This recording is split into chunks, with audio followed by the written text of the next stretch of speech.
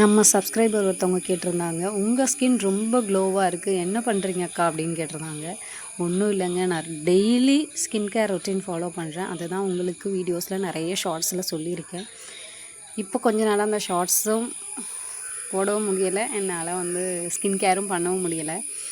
ஒன்றும் இல்லைங்க, daily coconut oil எடுத்துக்கோங்க. டெய்லி நைட்டு தூங்க போகிறதுக்கு முன்னாடி ஃபேஸை நல்லா வாஷ் பண்ணிவிட்டு, நீங்கள் மேக்கப் போட்டிருந்தாலும் போடலைனாலும் ஃபேஸை நல்லா வாஷ் பண்ணிவிட்டு, அதுக்கப்புறமா நீங்கள் தேங்காய் எண்ணெய் எடுத்துக்கோங்க. ஃபேஸ் ஃபுல்லாக இந்த மாதிரி அப்ளை பண்ணிவிட்டு மைல்டாக ஒரு மசாஜ் கொடுத்தீங்க அப்படின்னா உங்கள் ஸ்கின்னு அப்படியே டயர்டாக இருந்ததெல்லாம் ப்ளட் சர்க்குலேஷன் அதிகமாகி அப்படியே ஸ்கின் நல்லா க்ளோவாக ஷைனிங்காக இருக்கும். காலையில் எழுந்திரிச்சு நீங்கள் பார்க்கும்போது ஸ்கின்னுக்கு ஒரு மாய்ஸ்சர் கிடைக்கும்போது அது நல்லா ப்ரைட்டாக இருக்கும்.